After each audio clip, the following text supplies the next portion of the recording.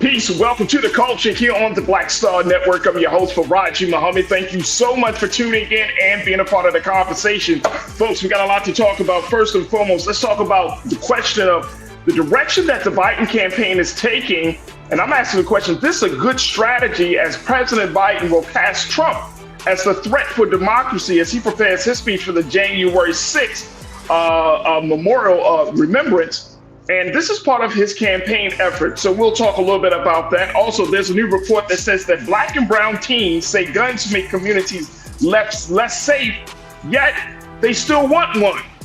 Yeah, I'm going to share with you the conversation around that and the conversation of two 10-year-old boys who crossed paths and a most tragic fate. We'll talk a little bit about that. We're also going to talk about, does a Black America care about the firing of former president of Harvard, Christine Gay? We'll have that discussion.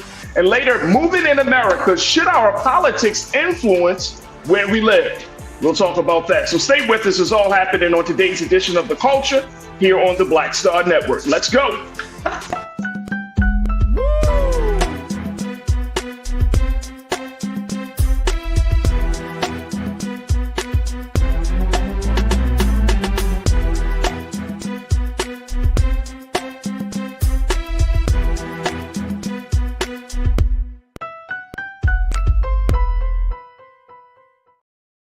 All right, folks, welcome to the culture here on the Black Star Network. I'm your host, Farajii Muhammad. Thank you so much for tuning in and being a part of the conversation. Welcome, welcome, welcome. It is officially Wednesday, January 30th. Happy Wednesday, folks. And I'm so happy that you were able to join us in a few moments. I got my sister from another mother, the great Suzette Speaks, is going to be joining us in quite a moment. There we go. Yep, she's going to be joining us as she kicks off her new year with us. Also, folks, let's talk about where we are streaming at right now. We are checking us out on our homepage first and foremost at blackstarnetwork.com. Go to our website, download the app for free on all your devices. Follow us on social media under Black Star Network. And of course, we ask for your support, your financial support. Any new watchers, any new viewers, we would love to get your support, whether it's $5, $10, $15, $20, $25, $30, $1,000. Anything will happen. Anything is appreciated as we are powering forward in this digital space. So go to our website today at blackstarnetwork.com. Also, folks, we are streaming live on Amazon platforms, on Amazon News, on your Fire TV. We're also on Amazon Prime Video. Just find us in the Prime Video app. And you can find us in the live TV and news, or find us on Amazon.com under Prime Video, then live TV, then news. Also, we are on Freevee. You can find us there under news, and we're on Flex TV 24 hours a day, 7 days a week. Just search for Black Star Network, or find us in the live TV and news and opinion. All right, got the Culture Crew gathering in all types of places. You can check us out and be a part of the Culture Crew on the X platform, formerly known as Twitter. We're there. We're also on Roland Martin's Facebook page. So you can check us out there as we're streaming live on Roland Martin's Facebook page. So big shout out to the Facebook crew. And we got the Online Culture Crew on Roland Martin's YouTube page. And folks are checking in and gathering. The ABX girl, Ming Lee, Natasha, Serge, Ming, good to see you, ABX girl. Thank you for connecting with us. Donna McAdoo, Kelly, Donna, thank you for checking in. Big brother Willie Frazier's in the chat. I see my brother Pastor Damon Blessett is in the chat. Who else we got? Miss Pauline Hurt is in the chat. Deidre Hall is in the chat. Conscious Thought is in the chat. There we go. We got some heavy hitters in the chat today. So make sure y'all don't miss an opportunity to join us in those conversations with our fantastic culture crew. All right, let me bring on my sister, who is always rocking and rolling, getting everybody talking. She's the host of the Suzette Speak Show on YouTube. She's also a licensed attorney out of the state of Florida. We're going to talk a little Florida today with Suzette, as always. But welcome, Suzette. Happy New Year. Happy New Year, everybody. Happy New Year, Friday. We're expecting the blessed 2024 in the name of Jesus. Let's go. I like that. I need it. I received it. I love it.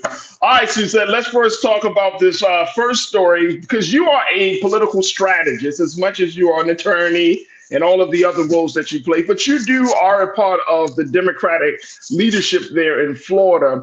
And Florida, of course, is a big state, like some of the other big states. But, Florida's becoming a different state for this president.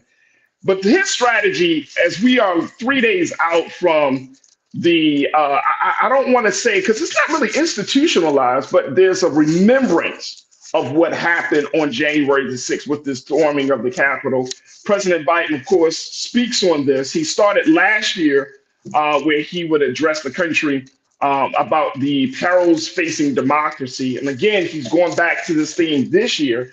But of course, this is part of his overall campaign effort to lay out, to show that Donald Trump is a problem. He is essentially the threat against democracy. I'm wondering, Suzette, is this a good strategy that the president should use? Because there were some points throughout this whole ordeal that he didn't want to really speak on January 6th. He didn't really want to kind of, we have the committee happening.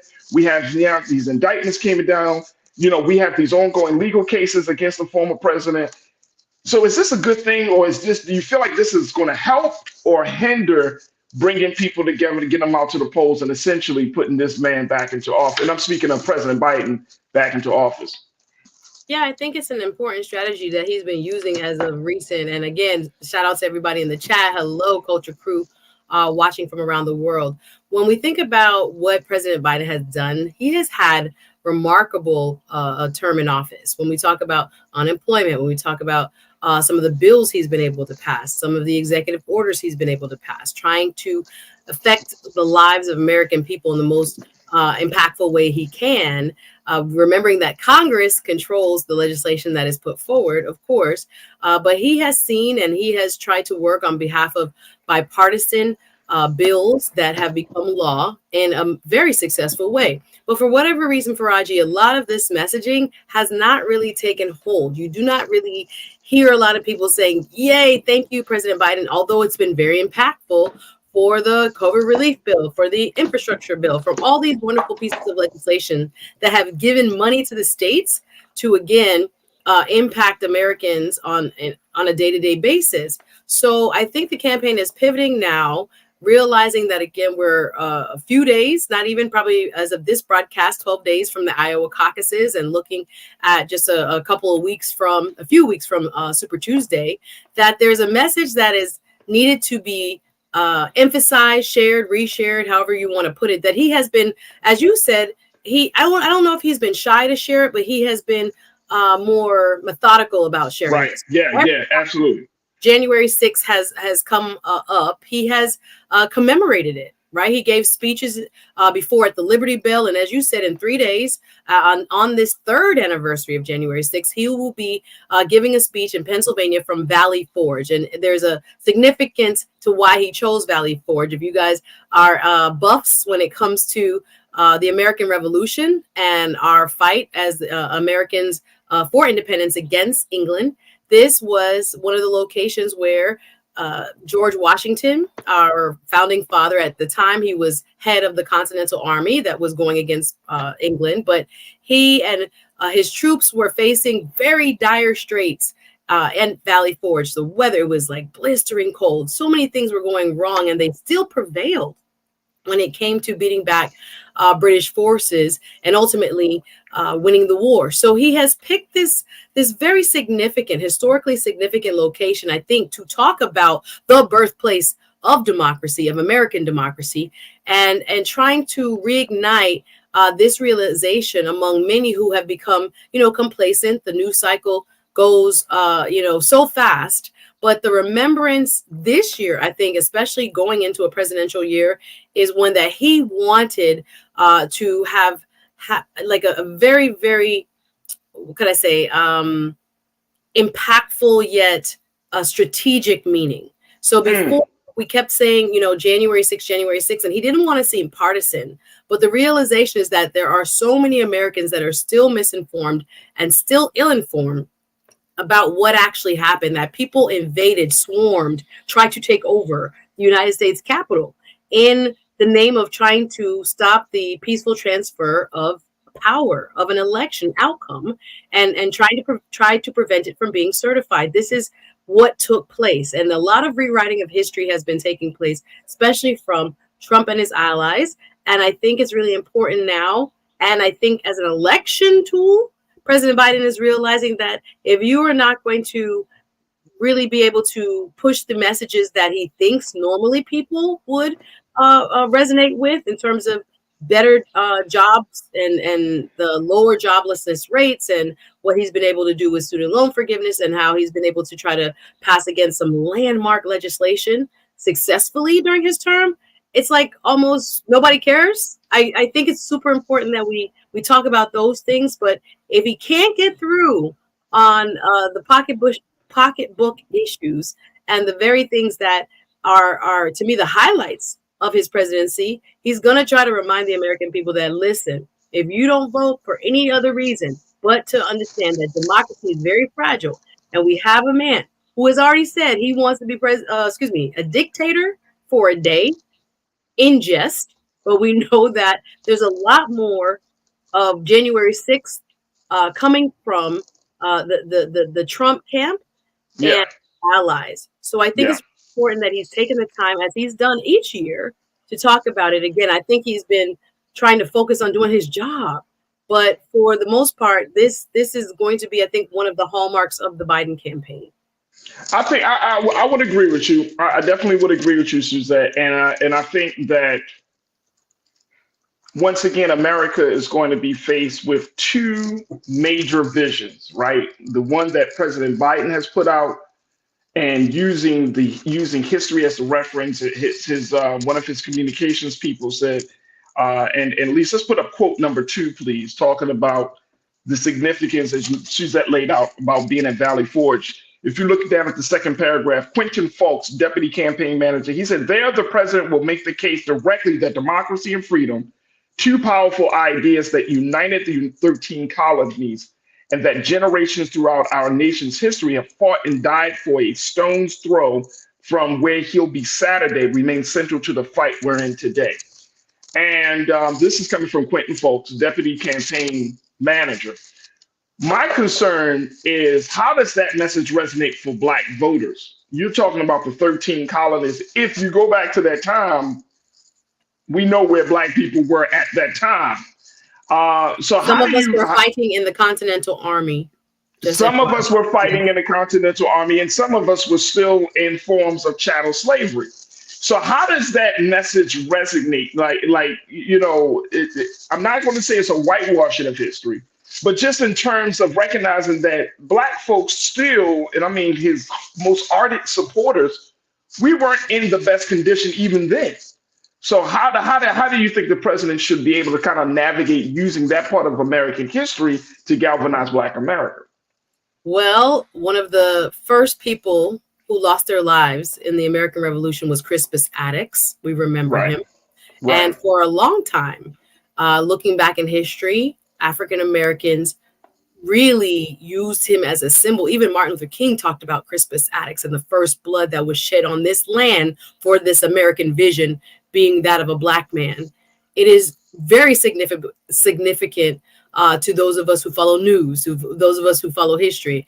But there's a large swath of Americans as a whole, and of course the Black community in particular, that does not have this kind of, historical appetite, right? Where they're looking at, what does this even mean? Did they learn about Valley Forge like so many of us did in college Right, or right, high right. school or elementary school? I mean, I have friends who went to Valley Forge in high school as a part of trips. So I agree with you that sometimes what on a more lofty, well learned plane, what many who pay attention will find very interesting and significant.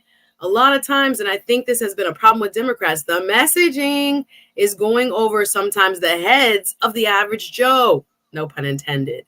So, Hmm. or I was gonna say something like the average Jerome, but y'all don't be mad. I love my Black folks. I'm not trying to be, disingenuous with that, but I'm just trying to tell y'all, like, it does not necessarily hit the same. I hear what your point is, that sometimes you're trying to make these big and beautiful and bold remarks at Valley Forge, and it's important for, again, the American people to remember. But he also needs to tap into some of the ways in which we collect and we as Black people find our information, and needs to do a kind of a little bit more intricate job of maybe creating better channels or better ways of connecting why this is important to everyday people's lives. You and I, Farajii, again, we read, we pay attention. Right. We understand that if this former president has a chance to get back in office again, he is trying to run out the clock. He wants to wrap up the nomination on the Republican side before any court hearing starts or before any verdict is rendered. He knows what time it is. So if he can prolong and if he can kind of, again, push out the court cases as much as he possibly can, there won't be a reason to remember remember 10 times, but looking at what will come out in those cases, we'll talk about how what his behavior was during and leading up to January 6th impacted those who would seek to overthrow the will of the people, the vote of the people, and that they are continuously looking towards how they can keep themselves in power. And if allowed back, we probably won't see a free and fair election ever again. So I think, again, for Mr. Biden, from his generation, for how he and his team perceive, the importance of being at some place as historical as Valley Forge, I think it's important to do so, but they may be missing a kind of larger swath of the everyday Joe to understand why this is important. We got to, again, the educational piece of the American public has to go on a little bit better, maybe through surrogates, maybe through having conversations on platforms like this one. But yes, it's fine. But I don't know if it's going to hit the way he thinks it's going to hit for Black folks. I know we got to take a quick pause, but that was one of my thinking. That was what I was thinking, like maybe using surrogates, because I think the message for Black America has to be different when it comes to us, quote unquote, saving democracy, right? That message has to be different to Black folks than it is for the other folks, right? And this is not racism. This is just because of our relationship with the government, our experience coming from chattel slaves to going through Jim Crow and that whole period and all of that stuff. Like, our existence in this country is different. So you might need a surrogate. It may not be the president. It could be Vice President Kamala Harris. It could be someone else who helps to say, okay, now with Black people, we got to talk to them differently to get them engaged, to understand their value. Because you got a lot, I don't know the numbers off the top of my head, but I can assume that there are a lot of different views around what democracy is if you ask Black America. Like, should Black America be truly invested in saving democracy? And I bet you would get about 100 different answers.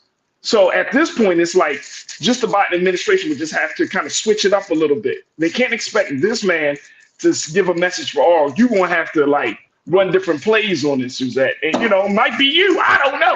Well, listen, they need to educate them as to why Black people should be invested in saving democracy. But we got to take a break, Farajii. We got to take a break. All right. When we come forward, let's talk about something that is really straining democracy, which is gun control and gun reform. I got to talk to you about a new report that shows that Black and brown teens say that, yes, guns make communities unsafe, but they still want one.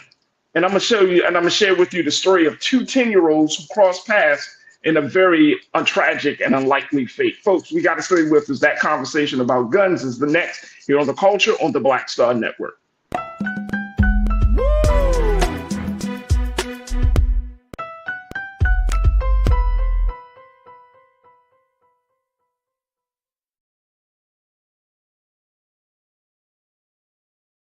Pull up a chair, take your seat. The Black Tape with me, Dr. Greg Carr, here on the Black Star Network. Every week, we'll take a deeper dive into the world we're living in. Join the conversation only on the Black Star Network.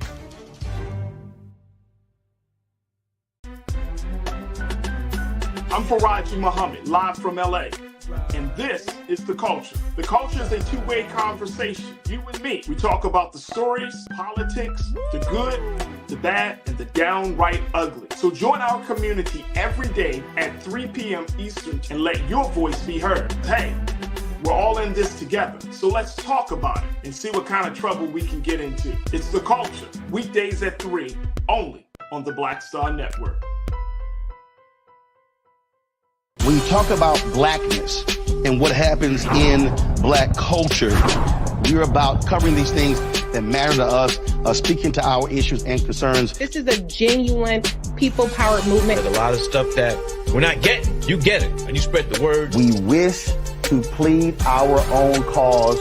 Too long have others spoken for us. We cannot tell our own story if we can't pay for it. This is about covering us. Invest in black-owned media. Your dollars matter.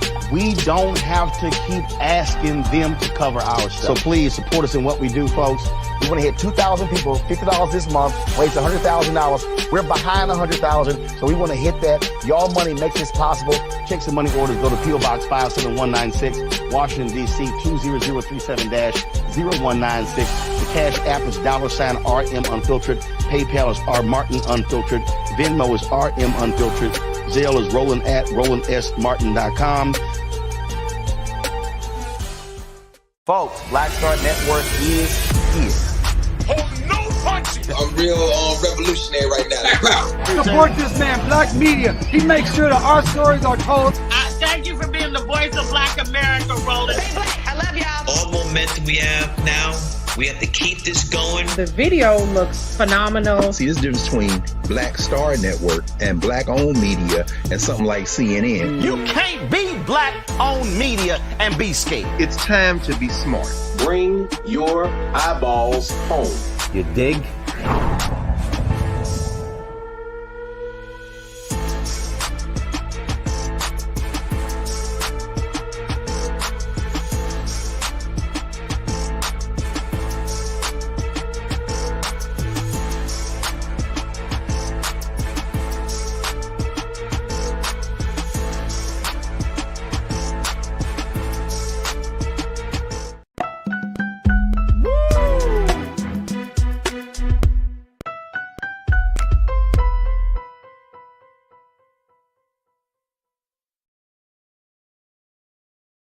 All right, folks, welcome back to The Culture here on the Black Star Network. I'm your host, Farajii Muhammad. Thank you so much for tuning in and being a part of the conversation. I've been chatting it up with my sister from another mother, my sister Suzette Speaks, host of the Suzette Speaks show on YouTube, and she is the licensed attorney out of the state of Florida, as we talk a little bit about something that has been pretty much like an Achilles heel for this country for a very long time, which is guns. We've been talking about gun safety, gun control, gun reform for years, but it has gotten to a whole different level. And so much so that it is affecting the growth of young people. There was a study that said that one time, Suzette, that gun violence is the #1 killer of young people in this country. Gun violence, homicides. And that's resonated with me. So when I hear the conversations, when I see information about guns, I'm always interested to see, what's the latest trends? What are some of the things? My city, my hometown of the city of Baltimore, this is the first year that Baltimore had less than 300 murders in nearly a decade. Wow. We ended the city ended the year in 2023 with about 272 murders, if I'm not mistaken, and I'll ask my producers, Lisa, to double check. But we ended it took us a long time. Our murder rate was over 300 murders per year. And it took a long time. Now, it's a lot of work that's been put into this whole process, right? You have not just the efforts from the mayor's office or from the police department. One of the things that they have that I saw in Baltimore, and I was working and part of in Baltimore, where there were groups of Black men who would call themselves the We Are Us campaign. And essentially, these are Black men from the mosque, from the Nation of Islam, from the church, from various community organizations. And for the past 3 to 4 years, they have been hitting the ground, direct action type of organizing, direct action contact with our people within those neighborhoods in Baltimore City that are, where gun violence runs rampant. And so when you're looking at situations like this, you know that it's a serious thing, and it's a small change, but it makes a big difference. Now, that's in one area. But according to this recent report that has just been released, Suzette, this was a report that was published by the project group Project Unloaded, which is a gun violence prevention nonprofit. I want to share with y'all what they had to say in this new report about where we stand with guns with Black and brown teens. According to this new report, they say that the goal was to get a more comprehensive perspective from Black and Latino teenagers who live in areas that have high rates of gun violence. According to the study, Black teens are more likely to have experienced gun violence. It states that 43% of the Black participants reported hearing stories from friends and families about gun violence. 30% lost a family member to gun violence, and 28% had a family member who was injured by a gun.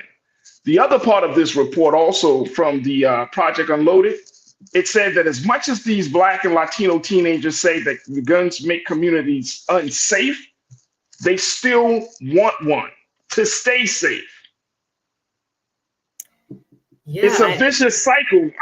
And that's what I kept thinking to myself, is that this is a vicious cycle. Like, you want to stay safe, but then if you live in a neighborhood or live in an area where gun violence runs rampant, this is the only option that these young people have to see. What's your take on this? Yeah, in this article on the Grill, I thought it was really important that we highlight, and I was just trying to look at where they interviewed these young people from, because I think, again, the source of the data in any type of statistical study is important. So through a series of individual and small group online and in-person interviews, and I think that makes a difference, Farajii, because how a young person will answer you in person versus if it's being anonymous online also impacts the data. But nonetheless, they were from neighborhoods in Philadelphia, Chicago, Sacramento, and other urban areas with highest rates of gun violence. So we're looking at a very small subset of teens that are the most impacted by having guns in their communities. So it does make sense to me, if the study is looking at those who gun violence most impacts their lives, that they would have this idea that I don't want to be caught slipping, as the young people say.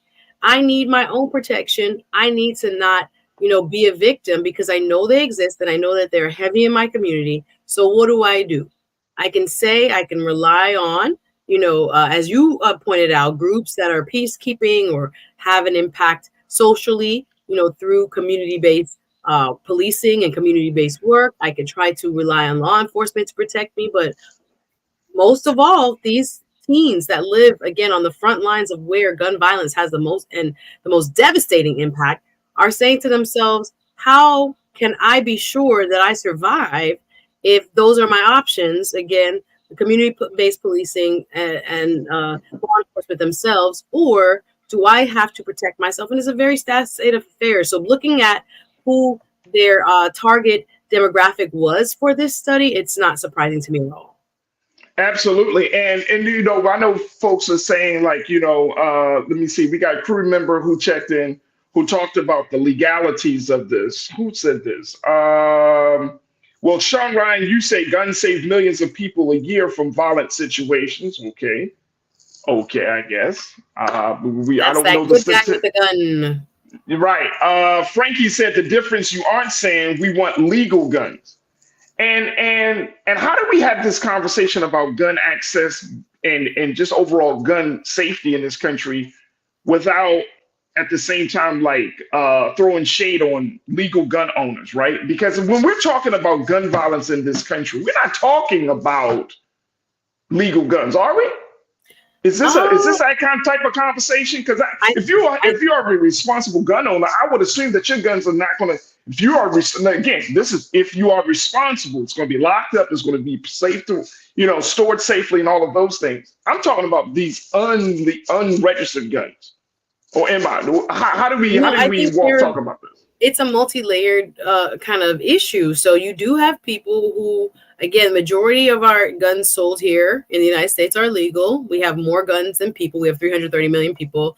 I have to look at what the latest statistic is in terms of how many guns we have here in the United States that we know of, right? So we have this large swath of the population that chooses a form of, self-protection, a constitutionally guaranteed form under the Second Amendment, right to bear arms, right to carry arms. So I think the conversation about legal gun ownership and trying to make sure people who don't have, for example, mental illness get guns. I think there is a prong of that legal gun ownership that says, okay, great. Everybody who wants one and it has legally passed the background checks. Again, we don't even have national databases and things like this. So calling it legal is, or the sale of legal guns, I think most people can agree with is a part of, again, our constitutional framework. But then there are so many folks that slip between the cracks who have issues,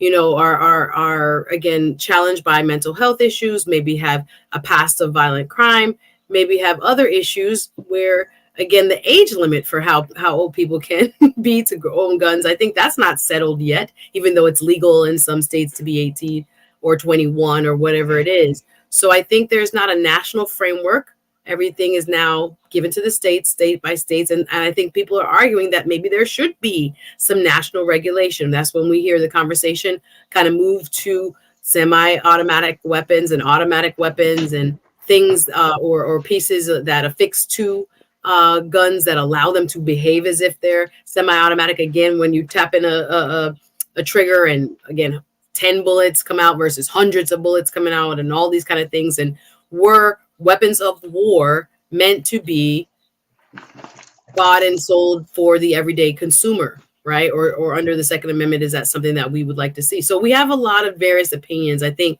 it does. We always want to stay balanced within the conversation. There are so many people, and I think some of the most educated people about gun laws are lawful owners, right? They know what they can and can't do. They know the rules and how it's supposed to be locked up and, where you're supposed to keep it. And you have to take your classes and all these other things and properly get trained, right? But then we have a lot of folks that are not following those rules. So illegally sold guns, I think, is also a big swath of the issues that we're seeing. People steal guns. People, there's no national database, again, no serial numbers, no things that you can always trace. And again, our vendors of guns oftentimes are not keeping one standard. So I think there's a lot of people that say until we get maybe some national legislation and a framework in place so we can, see that, say, red flag laws actually work, right? Where they're supposed to work, et cetera, where left hand is talking to the right hand and everybody's entering the information in one easily accessible database. And there's another side of that argument where people were like, the government shouldn't even know I own a gun, that's like an invasion of privacy.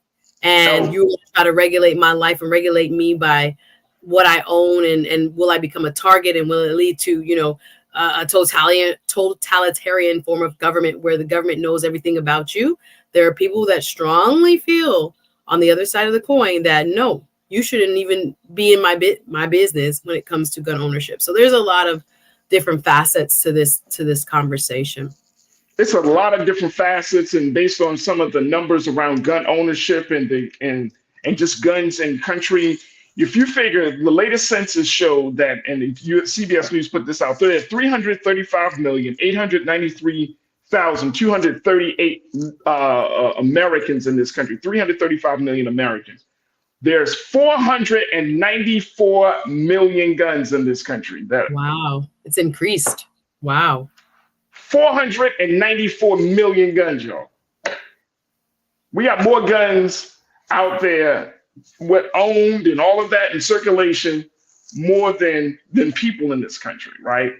And I see folks in the chat talking about, gun rights and all. This is not about gun rights. This is about us, and I know we got to take a quick pause, but this is about stepping out of the adult mind, getting into a teenager's mind, right? Now we got this. Let's put that back up about the latest statistics that there's actually less violence in America. The FBI put out a report just recently, maybe like a couple of weeks ago, Suzette, that says that there was less violence in America in 2023 than in the previous year. This is when the statistics, 12.9% decrease in homicides in 2023. But if you're talking to the next generation, young people, Black folks, Black youth and Latino youth who are living in these high violent areas, that's not what they're seeing. And so when we have these gun conversations, I think we should start looking from the mouths of babes more so from the eyes of adults, because we might be saying, well, I could own a gun, I have a right. Sure, that's all granted by the Bill of Rights and the Constitution and all of those things, boom, boom, boom. But I'm talking about the violence in Black and Latino neighborhoods in this city, in cities all across this country, in Los Angeles, in Miami, New York. I'm talking about that. And what does that do for the next generation and how they perceive life? When you talk about gun rights, that's one thing. We got to take a break. When I share with y'all the next story of two 10-year-olds, then tell me about gun rights. Because we're seeing that, again, as I mentioned before, gun violence is one of the number one killers of young people in this country. Gun violence, not some disease. Regardless of race. Regardless of race. Yeah. So are we gotta step out of our own comfort zone a little bit, Suzette, and say, okay, let's see what the next generation is facing, because this is a different conversation for them. We got to take a quick pause. When we come back, more conversations about this. And of course, I want to get your take. Stay with us. It's The Culture here on the Black Star Network.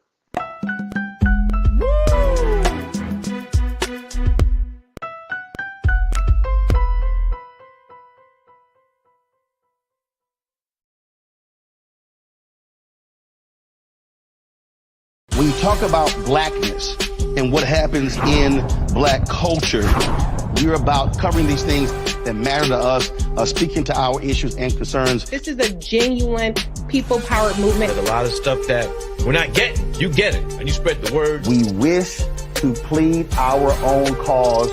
Too long have others spoken for us. We cannot tell our own story if we can't pay for it. This is about covering us. Invest in Black-owned media. Your dollars matter. We don't have to keep asking them to cover our stuff. So please support us in what we do, folks. We want to hit 2,000 people, $50 this month, raise $100,000. We're behind 100,000, so we want to hit that. Y'all money makes this possible. Check some money orders. Go to P.O. Box 57196, Washington, D.C. 20037-0196. The Cash App is $RM Unfiltered. PayPal is R Martin Unfiltered. Venmo is RM Unfiltered. Zelle is Roland@RolandSMartin.com.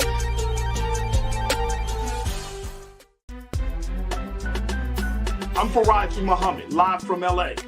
And this is The Culture. The Culture is a two-way conversation. You and me. We talk about the stories, politics, the good, the bad, and the downright ugly. So join our community every day at 3 p.m. Eastern and let your voice be heard. Hey, we're all in this together. So let's talk about it and see what kind of trouble we can get into. It's The Culture, weekdays at 3, only on the Black Star Network.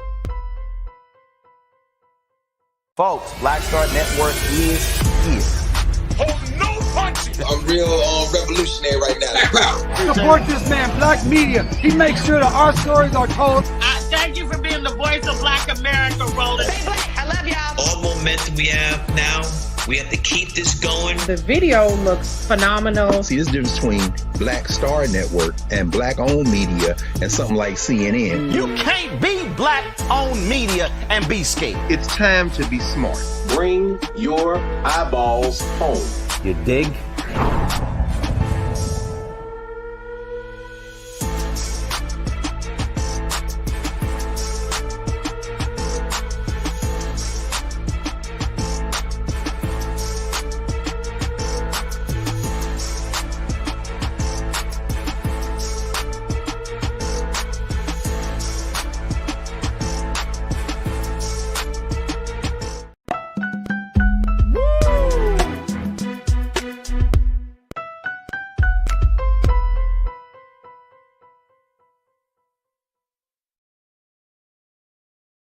All right, folks, welcome back to The Culture here on the Black Star Network, joined by my sister Suzette Speaks. As we talk about gun violence, gun reform, and basically a new report that shows that Black and Latino teenagers are saying, yes, guns make communities unsafe, but they still want one to feel safe. It is a vicious cycle. Now, I want to share with you the story of two 10-year-olds. And I know, Suzette, you and I talked offline about this story, but this has happened just this past Saturday before the ball dropped to bring in the new year. I want y'all to really think about this as we have this conversation. And again, I'm emphasizing that y'all step out of your own comfort zone as an adult and see the world through the eyes of 10-year-olds and teenagers who are living life where violence runs rampant. But this happened on Saturday, and it's about the community of Foothill Farms, which is a community about 16 miles northeast of Sacramento and here in California. And it is about one 10-year-old boy. His name was Keith KJ Frierson. He was a football player, and he was out with his friends when he was did a little bike race with another 10-year-old. Well, essentially, KJ beat this other 10-year-old in a bike race. And according to the reports, according to the witnesses, the other children on the scene, he was the other kid was not excited, was not happy. He was upset. And the neighbor's children told KJ's mother that they saw this 10-year-old walk off angrily after he lost the race, and he returned with a gun. Now, how did he get the gun? He got the gun because during the course, once he walked off, his father had asked him to grab some cigarettes from his car. And while he was there, he grabbed the gun, which was stolen and improperly stored, according to the sheriff's office.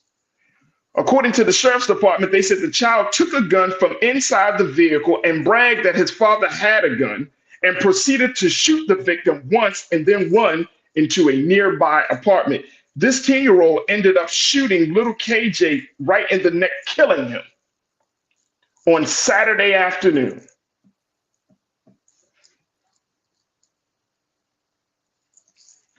The father,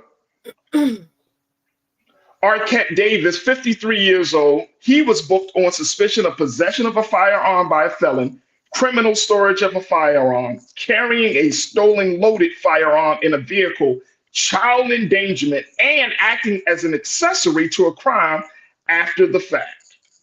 The authorities booked this 10-year-old, but then his name was withheld because he's a juvenile, but they booked him on the suspicion of murder. Suzette, help me understand here. Yeah, such a tragic case. And as we're talking about gun reform, again, I don't think, the average American is thinking that a lawfully owned gun is something that, again, should be in any way, prevented under our Constitution. However, there should be, many believe, some limitation because we have an issue.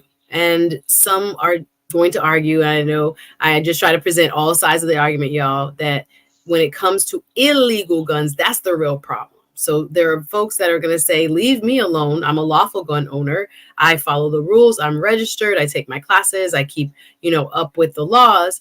But the real issue are those folks who are, like in this case, able to obtain a gun illegally. Now, as you laid out this case in Sacramento County 2 days before New Year's Eve, according to some reports and a firsthand eyewitness of his aunt, the child had just gone outside, not even 15 minutes. KJ had gone outside with his new bike. And as you said, what transpired was just horrific.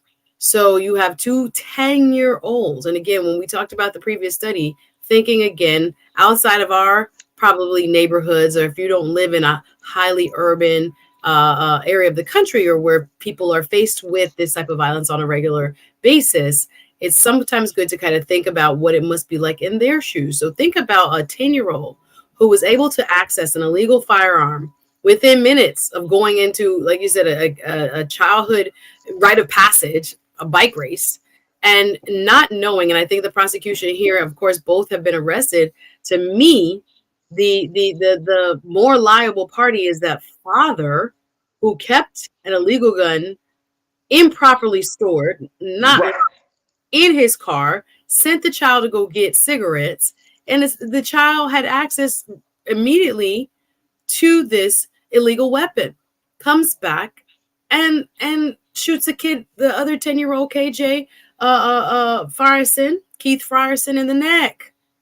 And I think even we talk about premeditated. I was thinking about how would the prosecutor prove that a 10-year-old intended and knew what he was doing, fully understood the implications of what it means to have this weapon and to pull that trigger.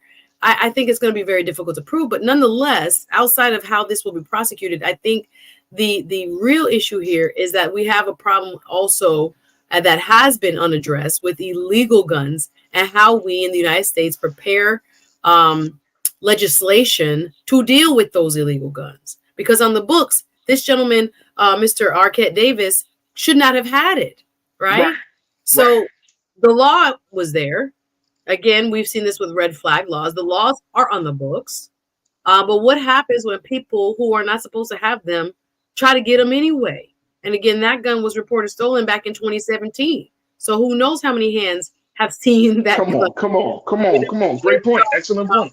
With 2 10-year-olds whose lives are ruined because of access to an illegal weapon. So I think we're going to talk about legal gun ownership, yes, on one hand, but we also have to talk about what kind of legislation would actually have an impact for the illegal gun problem that we also have in the United States. Can we throw in the mix though, Suzette? Because I know we talked about the mental health side, but are we really having conversations about not gun ownership, but just this idea that the only way to resolve a conflict is through violence? And how that is when you really look at it, when we're talking, even looking at this report about Black and Latino youth, it's that mentality that the only way that I can resolve a conflict is through violence. This is the only way to do it. Not talking out, not even taking a pause to take a break. If you got a 10-year-old, y'all, I mean, I want this thing to resonate for all of us, right? This is a 10-year-old. How many times have we as children done things like, oh man, laughed at somebody?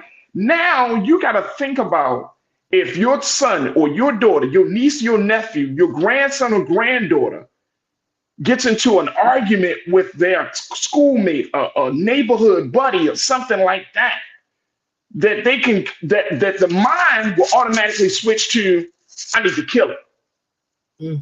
At 10 years old, right? And how that's problematic. This ain't about legislation for me. This is about the thinking. This is about a culture.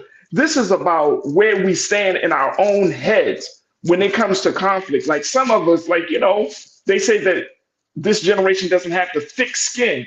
Because I think, I've been bullied, I've been talked about, and all of those things. But it never crossed my mind to say that, you know what, when I go to school tomorrow, I'm gonna bring a knife or I'm gonna bring a gun. It just didn't cross my mind. There was still a sense of boundaries on how I would respond to those type of situations. Same thing, I think now there are no boundaries. And I think that's the scariest part about it, though, Suzette. You know what I'm saying? Like this type of random act of violence, like who do you get mad at? Yes, you can get mad at the dad, but then it's like, you want to get mad at the 10-year-old, but then you're like, damn, he's 10. Yeah, no, but there'll be the legal framework around charging juveniles, and I hate that word, charging youth and young people, especially in California. I was trying to look up how much time could he really get, all those type of things because of his age. And I was, and again, I don't practice in California. I was just trying to do a quick preliminary search about, it could be, he could see release at age 25. This is all prognosticating in terms of what a child at that age, normally faces when he commits this level of a crime. And again, he shouldn't have had access to the gun in the first place for this to happen. But I think to your point, I know we have to take a quick break. Thinking about the cultural norm is another animal in of itself. Whether that's, again, through our music, movies, video games. People don't want to blame the game. People don't want to blame, but if you sit around with the headset on and you're shooting people 3, 4, 5 hours a day on a video game, it makes it, some would argue, and even psychologists and folks would talk about how that changes a child's brain and the impact of them being able to see another human being as just that, human, and the life as sacred. So I know we got to take a quick break, but it's we just got to take a quick. You're right. Around. Absolutely. Super Nintendo, you said there's nothing you can do about illegal guns. We need to address the mindset that leads to gun violence, and we need to hold record companies accountable for the content that they put out. Facts. Kevin McNeese, he said he sent his kid to get cigarettes. Why he didn't get up off his ass and get it himself? I don't know. Pastor Damon Blissett, you said this wasn't even a conflict for Farajii. No, this was a simple schoolyard situation, bike ride, and then that went just too terribly wrong. But to have that mindset, like this kid was so upset, and I don't know where this kid's mental health, his state of mental health was prior to this moment. Did he have fights and all of those things? We don't know. But he got so upset that he went into the car. He probably wasn't even thinking about it.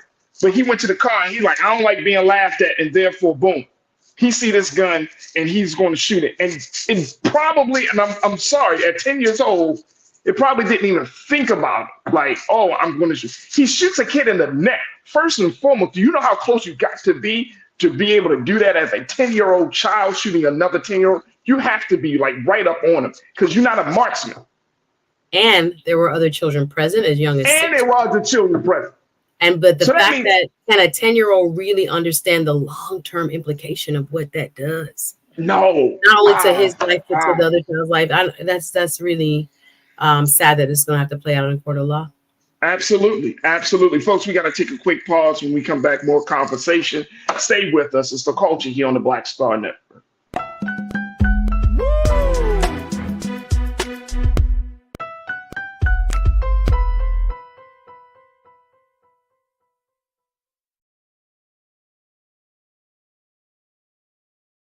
Folks, Black Star Network is here. Oh, no punches! I'm real revolutionary right now. Support this man, Black Media. He makes sure that our stories are told. Thank you for being the voice of Black America, Roland.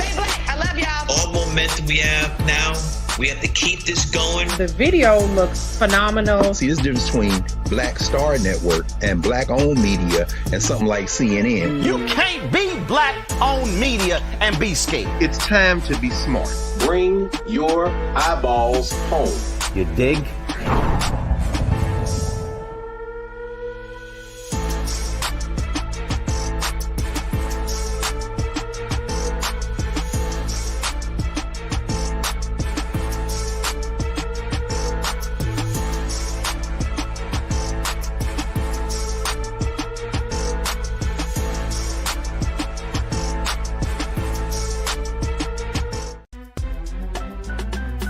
I'm Farajii Muhammad, live from LA.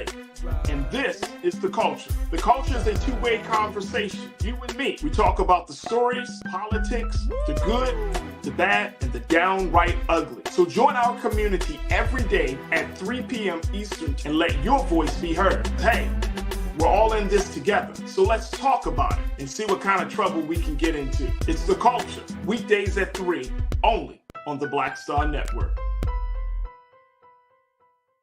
When you talk about blackness and what happens in Black culture, we're about covering these things that matter to us, speaking to our issues and concerns. This is a genuine people-powered movement. There's a lot of stuff that we're not getting. You get it, and you spread the word. We wish to plead our own cause. Too long have others spoken for us. We cannot tell our own story if we can't pay for it. This is about covering us. Invest in Black-owned media. Your dollars matter. We don't have to keep asking them to cover our stuff. So please support us in what we do, folks. We want to hit 2,000 people, $50 this month, raise $100,000. We're behind $100,000, so we want to hit that. Y'all money makes this possible.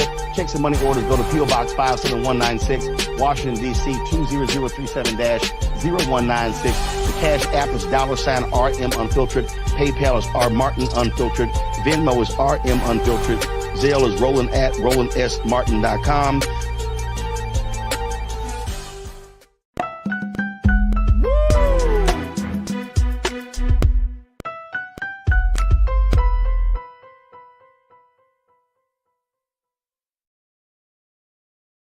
All right, folks, welcome back to the culture here on the Black Star Network. I'm your host, Farajii Muhammad. Thank you so much for tuning in and joining us for the second half of the show. We've been having some dynamic conversations.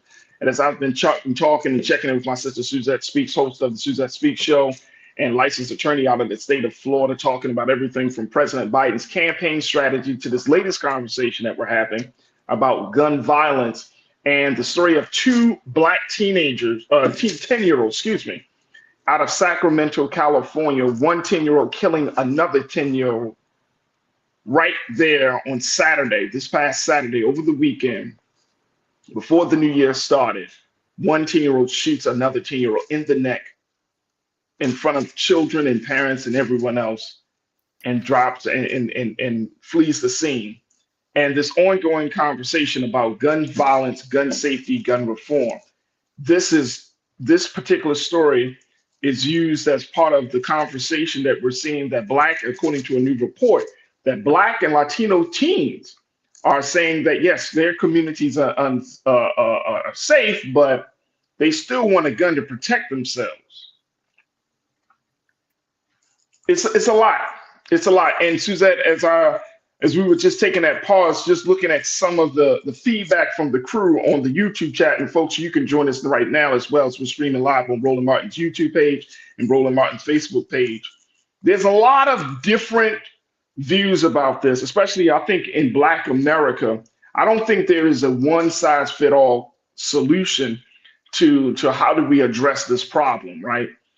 Some of us come from the school of thought, well, let's put in that community work. Let's push for peace.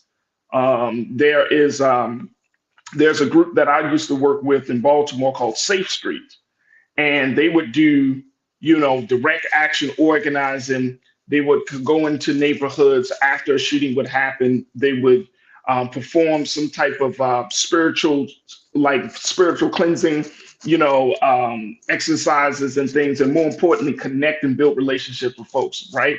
Doing this for Safe Streets, doing this for the 365, the Ceasefire 365 movement that's happening in Baltimore and other cities around this country.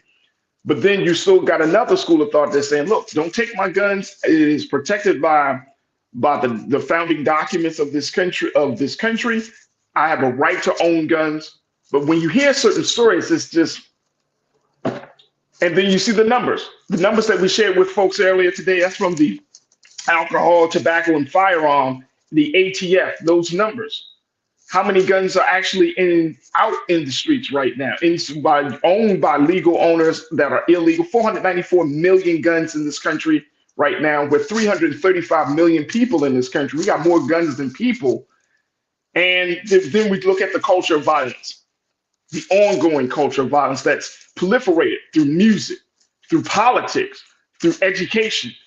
This culture of competition, violence continues to be the pervasive culture of America. There's a lot to unfold here. I know we can't get through it all, but it's just a lot to unpack and take in when we have this conversation. Yeah, there are so many pieces to this puzzle. And again, our thoughts are with this family in Sacramento County who had to deal with this. Two 10-year-olds, basically, whose lives are destroyed. And thinking about it from that, individual case to, larger, what can I call it, impacts that this issue has. Again, we know that survey in particular were Black and brown inner city youth, folks who are living this reality, who are experiencing this directly. And then you also have to kind of keep in mind that we've also seen this trend impact the suburbs.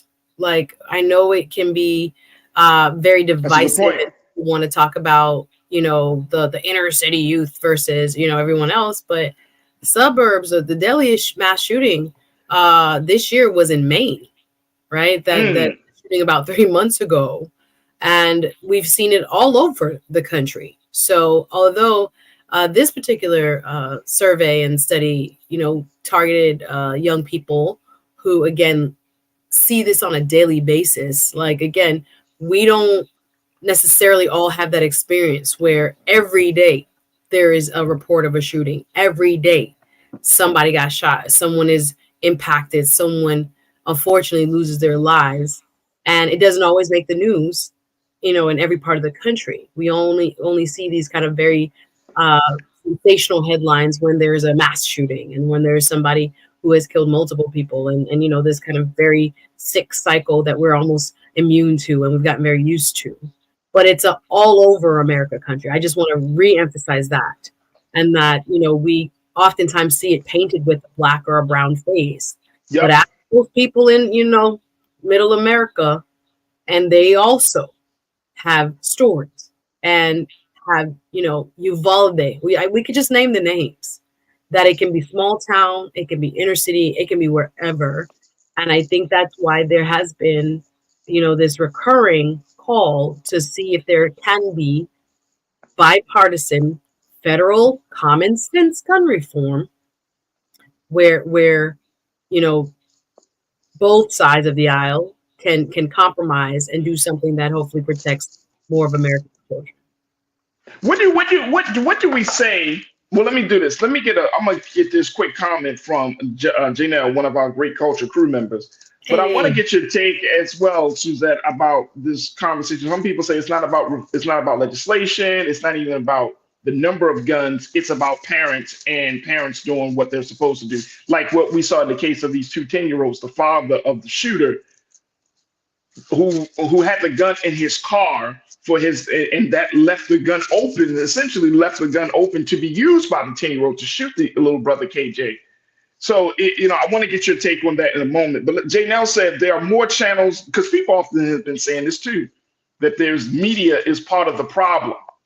And Janelle responded to C. Cole and said, there are more channels and ways for people to listen to music than ever before. No one is being subjected to mind-numbing violent music. People are choosing their music. And I'm want to kind of add to what Janelle said. And I think that's a great point, Janelle. Thank you for posting that.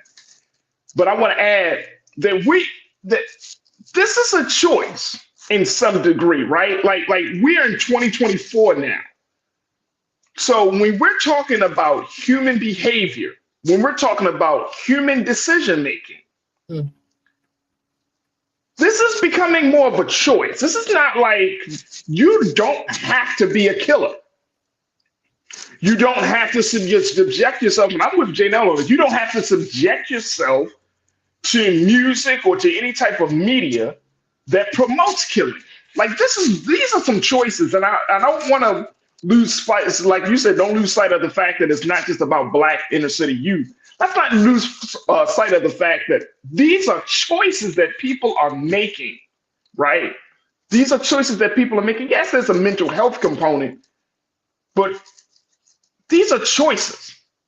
And we all have been faced, and especially in Black America. If you grew up Black in this country, we could have, and especially Black men, Black boys, we could have chosen a lot of different paths. There's no way in the world that you can tell me that Black men are only subjected to street life and that we ain't got no choices except for football and that. Come on, I don't want to hear that bullshit. That's bull. That is bull.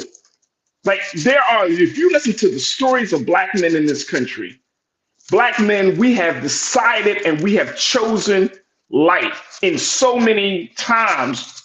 Time after time after time, we've chosen to get out, to not be a part of the street life. We've chosen not to be a statistic. We have chosen life. I'm not convinced on this argument that it's all of these other things as if we don't have control and as if we don't have choice. But what's your take on that, along with the parents' arguments? You sound like I've had this conversation with my brother many times. Okay. And we stand on two different sides of this. Because I think it tends to oversimplify or overgeneralize what environmental factors are and how they impact individuals. Now, when we talk about choices and we talk about adults, that's one thing. If we're looking at a case like this, where there's a 10-year-old whose environment is a dad who obtained an illegally stolen firearm, that's his environment. That's his. That's what I'm saying. So I'm like, when we keep saying choice, I'm like, the internet, thank God, is a great equalizer because information is there. But the algorithms of what's promoted to people, and when we get into the next story about the Claudine Gay firing, we see a lot of foolishness multiple times on our internet and on our feeds.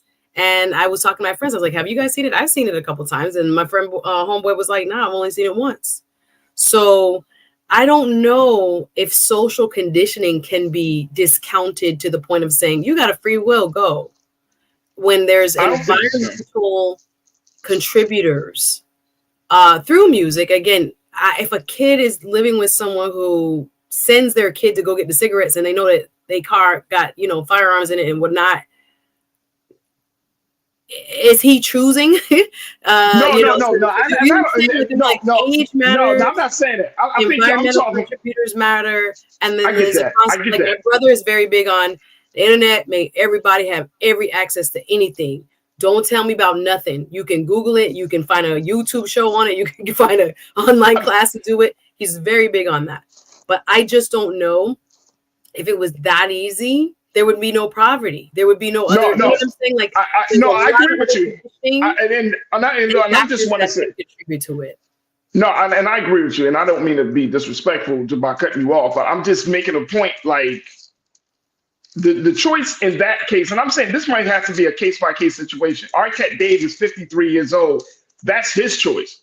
Right. And as the scriptures say, the sins of the fathers visit upon the children, right? So that's a choice. And I'm not saying the 10-year-old, and that's what I'm saying, that's the hard part about this, because you're like, damn, he's 10. He's 10. So, his brain doesn't even, his mental capacity is not even fully developed, right? To understand the complexity and consequence. But I'm saying in that case, it's the father's choice that he raised his son in an environment that he left the gun in the car, that he has a stolen gun in the beginning. So where is his head at 53 years old? Yeah. Like I said, I agree with you on the case by case. I think this is a deeper kind of, again, my brother would be like, I don't want to hear nothing from nobody. I think this is too much complexity. Big on we as Black people have access to so much more information and other means of understanding how to, for example, make money or do other things. And I'm like, that's the society has other, I guess, barriers to entry. Information is the first part, right? Information is the first part, conditioning one's mind. Outside of, again, what's being fed to children, watching online, little girls, word for word, repeating Sexy Red. It's heartbreaking. But did they have a choice to be conditioned like that? Of course, it's their parents' choice to allow them to be singing foolishness at their ages. But I'm just saying, like, the amalgamation of what becomes a human being and therefore what they choose. I think the impacts of what happens along the way. I think even in law, we have a kind of a discourse around this, what judges take into consideration when it comes to sentencings and whatnot. We look at the totality of one's life. We say, oh, look, he was a great person and he's never done anything like this before, Your Honor. This was a fluke. This was a, crime of passion or whatever. Please forgive, right? But any human being put in a certain environment, though, can be a whole different human being from a safe and a optimistic and a positive environment. Do you understand? No, you're right. No, I agree with you wholeheartedly. It's so cut and dry that we probably need more time to unpack this. Yeah. I agree with you wholeheartedly. I think that once you get to a certain age, and I'm speaking about those of us who are at a certain age, right? Like if you're, once you get to 18, I'm talking about, even though your mental capabilities aren't fully developed even at 18, but you do have an intrinsic meter of between right and wrong, right? Like you do know that certain things are right, certain things are wrong. And I'm saying that once you get to a certain age, I'm not talking about these little children.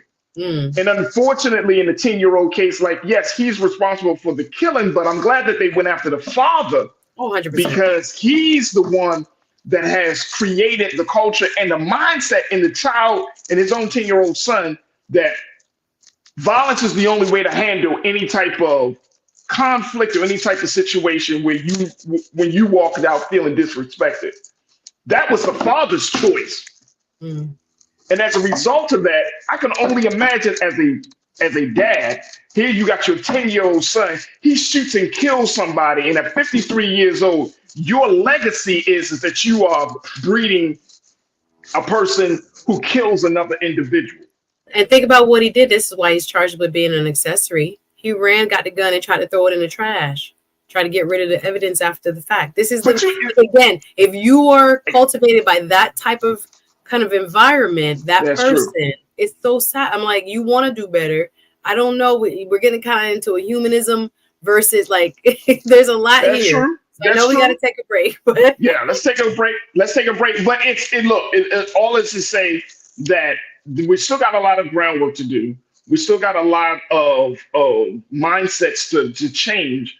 But this is not just about the gun itself. There's a whole lot of other stuff surrounding the gun that needs to be addressed. So when we have gun reform, we can't just try to, like you said, oversimplify and say, oh, we're responsible and people who have mental health challenges.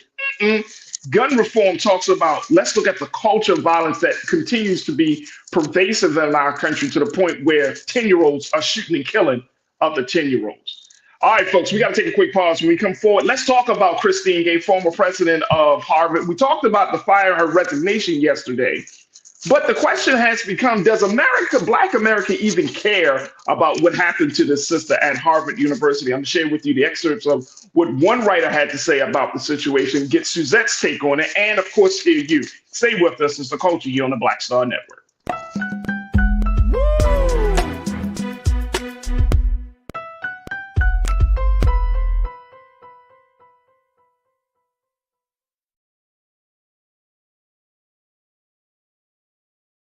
Pull up a chair, take your seat.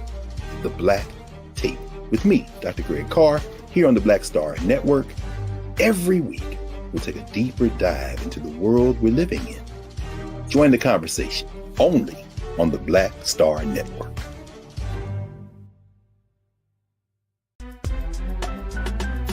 I'm Farajii Muhammad, live from LA.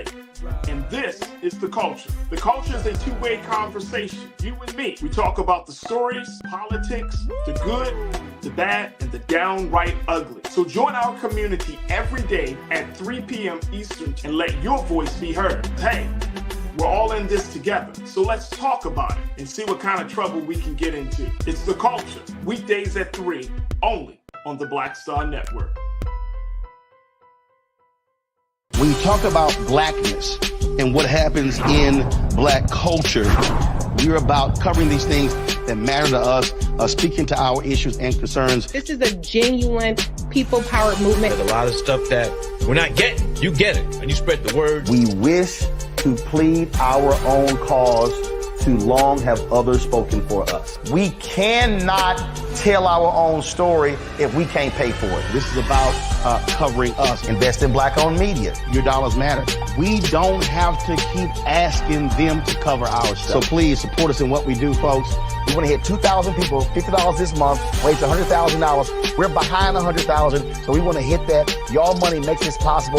Check some money orders. Go to P.O. Box 57196, Washington, D.C. 20037-0196. The Cash App is $RM Unfiltered. PayPal is R Martin Unfiltered. Venmo is RM Unfiltered. Zelle is Roland at RolandSMartin.com. Folks, Black Star Network is here. I'm real revolutionary right now. Support this man, Black Media. He makes sure that our stories are told. Thank you for being the voice of Black America, Roland. Stay black. I love y'all. All momentum we have now, we have to keep this going. The video looks phenomenal. See, this difference between Black Star Network and Black-owned media and something like CNN. You can't be Black-owned media and be scared. It's time to be smart. Bring your eyeballs home. You dig?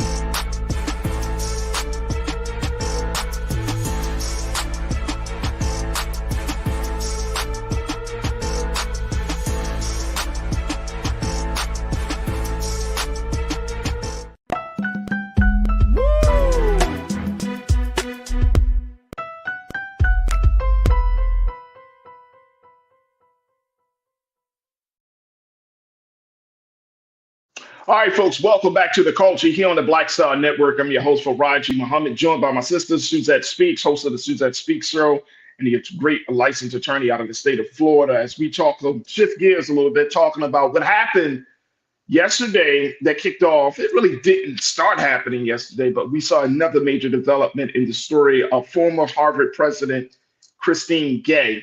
And monkey and said again. Sorry, Claudine. Oh, Claudine, excuse me. Yes. Claudine Gates. Thank you so much, Suzette. And we saw Monkey Confessions even makes it and say first Haitian. Haitien, sac passe. All right, Miami, let me know. Let them know, Miami.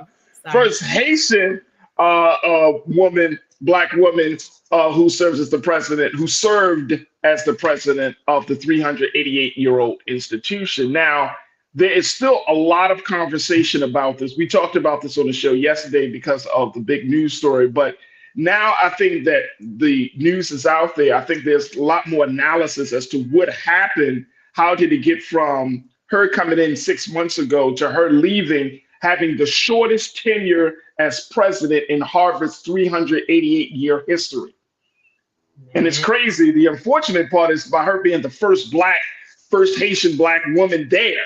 Haitian American. And then have Haitian American woman, and then she has the shortest tenure in the history. It's sad, but there is some folks who are saying, Suzette, that this whole scenario it doesn't concern Black Americans. Let me share with folks what Dustin Siebert from The Root wrote about this, and let's put up quote one for us, please, Lise. Thank you so much. When Mr. Siebert made this point, he said, there's little doubt that Harvard, one of the country's oldest institutions of naked white supremacy, would tolerate a Black woman at the helm, but for so long. Her ouster should be enough for the pitchforks to come out from Black Twitter, but instead we're talking about swag surfing in church and Dave Chappelle's new Netflix special. Perhaps Gay's battle didn't register amongst the Black proletariat because she was president of what perhaps the most well-known Ivy League university, and one that is generally associated with inaccessibility among Black folks in the country, with a widening college enrollment racial gap. Many of us hear of anything associated with Harvard and think, what's that got to do with me? Do you agree with this assessment?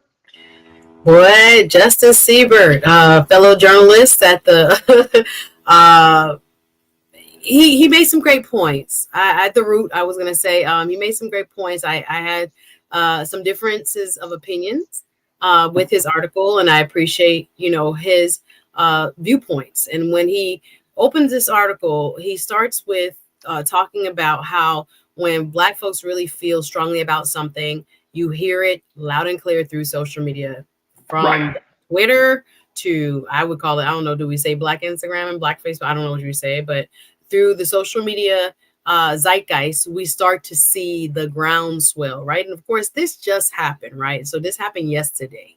So in his article, he's making commentary about why he doesn't feel it made waves on social media. So I was kind of like, did it not make waves on social media? And how it seems as if, it's not being given adequate enough or similar attention to other huge and impactful instances in our history. Now, one of the ones that he calls out first and foremost was, of course, what we saw was the groundswell of Black activism when it came to what happened in 2020 during the George Floyd uprising. And what we saw there was the everyday Black person from, top to bottom, got money, don't have money, in between, working class, as he calls it, proletariat, or upper class or upper middle class, whatever you want to call yourselves. Everybody was on the same page and came out in full force on social media. He's saying, and what I gathered that he was saying from the article was that, well, we didn't see this. And again, this just happened. About 24 hours now, we're reporting on it still. And he's saying, do Black people even care about this? And in his title of the article, he said, because she's not one of us. So I took a little issue with some of that because I felt like, first and foremost, there was a comparison being made, apples to oranges, for me. Now, somebody being savagely murdered on camera, the way George Floyd was snuffed out of this earthly life, had such a deep-seated impact to what Black people know can happen, does happen, and is inherently wrong. and done by police officers. I think that has just a visceral and a very different impact than somebody who is losing her job. So I think there, when he opens and gives me that, it was a little apples to oranges for me, because it's right. It's a job. It's the most important job. Now, as you pointed out, Harvard is a 388-year-old institution, oldest in our country, most prestigious in our country, even some would argue around the world. And again, this is the first time a Black person has been at the helm. Second time a woman has been. So when we look at former President Gay and what her tenure was like, I was trying to get an idea, like, who is she? Because I was trying to not make a too much of a qualitative versus quantitative assessment. What does that mean? I don't know her as a person. I can only say that she took a very big misstep after, a 20-year history there, having taught and had different roles when it came to political sciences and other things. I think that misstep at the hearing was something that I think Black folks might have looked at and all kind of thought, wait a minute, sis, you might not be in the right direction, as the three presidents of very prestigious schools sat during this congressional hearings just over a month ago and were asked about what is allowed and not allowed on campus when it comes to anti-Semitic rhetoric and what goes against their codes of conduct. Now, the Congress woman Elise Stefanik did a masterful job. I'm not going to be mad at her for kind of setting up the tone of the conversation, and they fell for it. I won't call it a bait, but I will say they were much more professorial with their responses when it comes to what needed to be said in that moment versus how the country had changed after the attacks on Israel on October 7th. So I think there was a huge misstep and a miscalculation by all the ladies who were serving as presidents. And this is the second of the three that have now lost their job. Now, the first lady, I think was UPenn, was fired. And now Claudine Gay has been, I can't say it. It's not saying has been asked to resign, but sorry, that's not factual. Has resigned. We don't know. And then, you know what? I'm glad that you made that distinction. I'm going to read between the lines and say there's a possibility, but I can't say that because it's not factual. Yeah, because of what's out there. And then that's the other part about it, Suzette, because she announced that she's resigning, and then Mr. Siebert, the writer of this particular article, were referencing saying that she was ousted. And then, I'm seeing some other headlines that say she was fired. So I'm like, no, she technically resigned now, but Black folks resigned, but with one of them situations. And I'm going to say with the quiet part out loud, because we know where there's smoke, there's fire.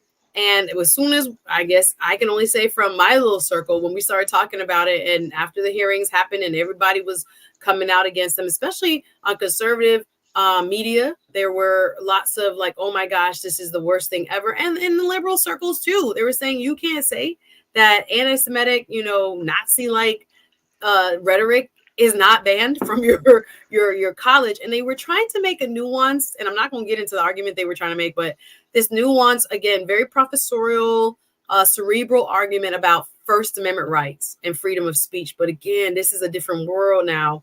And many people thought they did a horrific job, including the Harvard Corporation, which is the body that runs Harvard. But they stood by her in writing. And when they came out immediately and said they stood by her. But we know, especially if you've worked in corporate for any modicum of time as a Black person, when they start saying, oh, we support you and all these letters of support, you better be careful, because that's not always, that's the public stance. But there's a lot more politics, as she wrote in her resignation letter, goes on behind closed doors. She received phone calls. She received emails.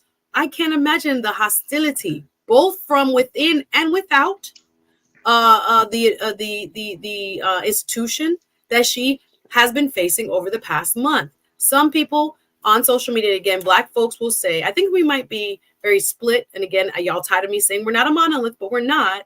There are Black folks, again, that pay attention to, business and politics and news. And really, we were watching this, and it has had an impact. And it did come across my timeline several times on Instagram or on X, like who I follow talked about it. Again, I talked to a friend, a guy of mine, and he was like, I only saw it one time. I understand Justin's and the author's a point that it wasn't shared and reshared kind of in the same intensity as some other things that kind of go viral. But I just don't know that to say that it is not important to us, but I think there was more of a collective, like, we're not shocked by this. We possibly even expected this. Yeah. From many corners of the Black community. And I think, again, it doesn't matter to everyone because as he was pointing out in the article, you know, if the average Jane or Joe doesn't see themselves as having a lot in common with someone who goes to Harvard, the Harvard president, they're not going to have this, again, for firing, the same kind of stand by our girl reaction. I think the other thing I want to bring up is that through her process of being vetted to become president, this so-called plagiarism, and I think this is I looked from what Mr. Siebert was saying, it has not kind of taken hold of the Black community, but is number one trending on Twitter. The word plagiarism is among the top 5 today, yesterday searches. Harvard is in that top 5 on Twitter, along with Kimmel, Dark Shadows, and Rufo. I don't know what those are, but nonetheless, people care. It's number one trending. People are paying attention. But I think what his point was that no one is necessarily coming to her defense. Although, again, I'm seeing Mr. Attorney Benjamin Crump post about it. Of course, I see Joyanne Reed of MSNBC, what she can't say, and I think we have a couple of those and we can bring them up after the break, like quotes from other people that may have a sentiment, perhaps that they feel, I can't say that they feel that way, but they've been posting by other thought leaders in our community what cannot be said, I think, by certain people that have, positions at certain networks. But nonetheless, I think there is a segment of the population that really does see this as a part of something that impacts Black people as a whole because of the representation piece of being the first, the only at Harvard, that it has an impact for us collectively. But then I do think there's a group, subset within the Black community that's like, why am I paying attention to that? That's rich people problems, etc. So he has some valid points within this article, but I know we have to come to a break.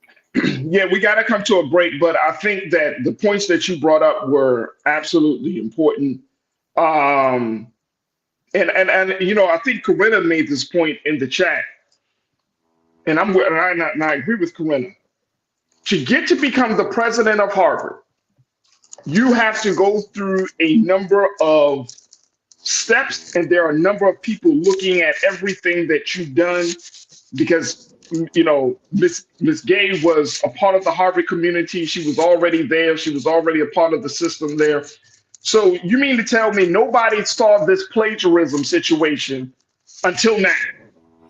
Sir, we want to talk about it after the break because this is not. What I'm saying? That's what I'm. And see, that's the test right there. Y'all want to act like oh, we just found out. She went through all of these phases, and I'm sure she went through interviews. I'm sure they looked at the record. None of this shit was brought up. And then all of a sudden, she gets in a little hot water with folks in Capitol Hill. And the next thing you know, well, we found that there was some plagiarism. So there was no accountability placed on those who did the hiring or those who made the determination that she was best fit for the role. What did they do? Did they get fired? Harvard had no issue with her academic record after they investigated. So let's pick this up on. All right, let's take a quick pause. Let's stay with us, folks. The conversation continues on the other side with Suzette and with you. Stay with me. It's the culture here on the Black Star Network.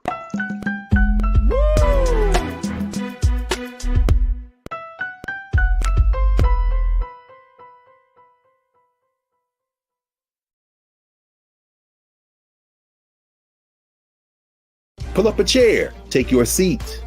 The Black Tape with me, Dr. Greg Carr, here on the Black Star Network. Every week, we'll take a deeper dive into the world we're living in. Join the conversation only on the Black Star Network.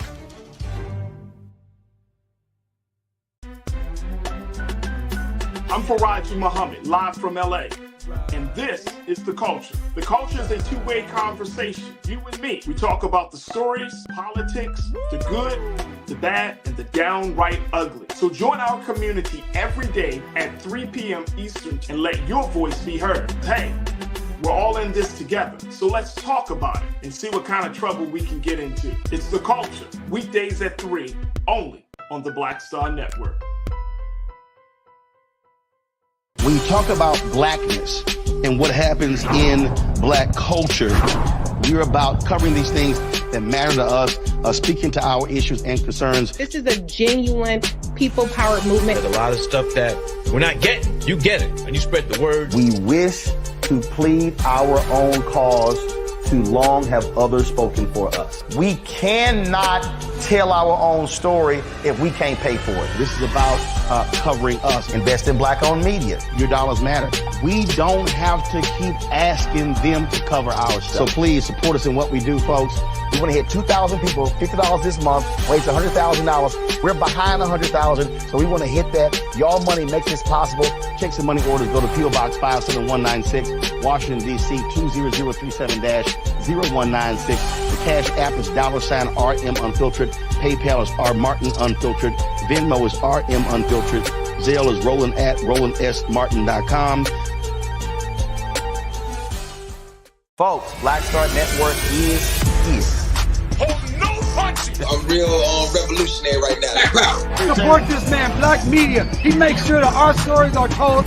Thank you for being the voice of Black America, Roland. Stay black. I love y'all. All momentum we have now, we have to keep this going. The video looks phenomenal. See, this difference between Black Star Network and black-owned media and something like CNN. You can't be black-owned media and be scared. It's time to be smart. Bring your eyeballs home. You dig?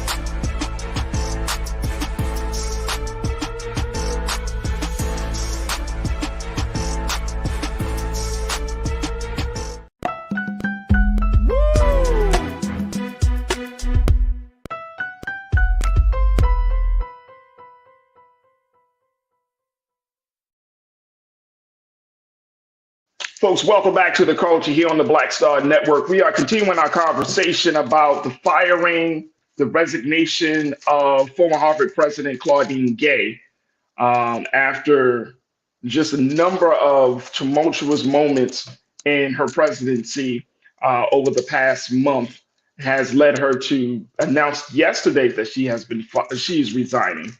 And so today we continue the conversation and asking, does Black America even care that she has resigned? And some people would say fire or ouster. Is this even a big moment for Black America? Well, according to Mr. Dustin Siebert, who wrote a piece for TheRoot.com, he makes the point saying that this is not even on the radar for Black America, and maybe it should be. And possibly the reason it's not on the radar is because it's Harvard University, and the fact that Black folks don't feel connected, don't feel like they have access to the prestigious institution of 388 years. And so we are at this point where a Black woman is criticized, maligned, and blasted from Washington to Boston and all across this country. And we are kind of mum about it, according to Mr. Siebert. We're continuing the conversation with my sister, Suzette Speaks, and of course with you as we talk about this. But it's a lot of accountability to pass around. I think a lot of blame can be placed. You know, she decided to resign, according to her own statement, Suzette, after she met with the Harvard Corporation. She came out of that meeting deciding to resign. The question I have is pressure. Pressure, right? So right. So my question is, Suzette, is they probably, maybe, and I'm just speculating here, but look, we can save you, but Lord, this would be better for the community. But we're going to cut back on your powers. We're going to start to monitor your activity and your behavior and what you say. They may have told us something like that. And she just like, you know what?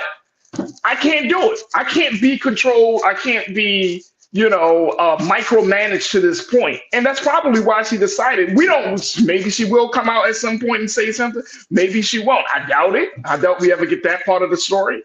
We might. If I We were her, might. I don't know what kind of clauses she has in her contract, but I think there are so many different levels when it comes to who Different she's levels. responsible to. Because I think that was the misstep that many of the congressional testimony or the ladies who testified in front of Congress made. So university presidents we've talked about on this show have one of the most difficult jobs because you not only answer to the student body, right? The students who are there, the faculty are there, the alumni, and I think what they miscalculated as the community as a whole, right, as having the impact that it can have. What we saw, because of the nature of how prestigious Harvard is, it belongs to like the country in a sense, not only to the alumni base, which is very strong. And if there are people within that alumni base that decide that you have to go, ma'am, these are the most successful people in the country, right? The ability to send your kids there, through their, patronage system, allegedly, and what people can pay to make sure their kids are okay, and then they have the legacy system as well there. This is the elite of the elite of our country that goes here, and they value this circle very much. So when it comes to who you answer to and how you're answering to questions on Capitol Hill with regards to this sensitive a topic, she's not the first, as Mr. Sieber pointed out, to see her demise career-wise because of this giant misstep, and she didn't do any favors for herself through that congressional hearing. Now let's fast forward to what we were just talking about now. The other allegation that has now become a part of the story and why we see it trending is this idea of plagiarism. And when I was trying to do some research and see what exactly was it that was miscited or not adequately cited during her dissertation, et cetera, et cetera. But what you saw, and I would like to use a couple quotes that we've seen several folks who are thought leaders in our community kind of bring up, is that the pressure came from outside, not within the faculty ranks, not so much so. And again, there was division within the student ranks, depending on who you ask. But there was a conservative push from outside, starting with this congresswoman who asked those questions, Elise Stefanik, to make sure to paint this woman and how she perceived the issue of free speech into a corner that wouldn't leave her no wiggle room to come back from. So I would like to use some quotes from other commentators, and let's start with one that I think Mr. Ben Crump posted on his Instagram. Okay. From Natasha S. Alford. She is an author and she's also a journalist, and you can find her on Insta or on X. And she said, what happened to Claudine Gay is a playbook that they will follow, her words again and again. They will do whatever it takes to undermine, humiliate, and unseat Black people in positions of power they don't want there. She continues. Not only did conservative trolls publicly target Claudine Gay, she privately endured ugly racist phone calls and emails. Harvard acknowledged in their own statement about her resignation. I can't imagine what the past month has been like for her. And that's a little snippet of what she said in her resignation speech. Claudine Gay talked about having those attacks. Natasha concludes by saying, and this is not just about removing this Black woman Harvard president. They want to send a warning shot to any Black people who dares to come next, to be afraid, to think twice. So I think there is this side of where some Black commentators and Black thinkers are saying that the significance that she has, or the role that she had, and what now has happened to her is far more reaching in terms of the mindset and even the vision that other Blacks who are climbing the ranks of academia, what they may now be more trepidatious or confident in pursuing some of these higher positions when it comes to Ivy League and other similarly situated institutions. Is this bigger than her? Absolutely. A lot of folks are saying that this was targeted because of the level of the institution, the idea that there are so many people within this kind of conservative, MAGA, anti-woke wing of conservatism that want to show, or by all means set out to push what was already kind of a shaky ground for her, push her out so that it can make a point about diversity, equity, inclusion, when it can make a point about Black leaders being so-called not vetted as harshly. But I like to bring up this quote that was on Attorney Ben Crump's page by Ibram Kendi, author.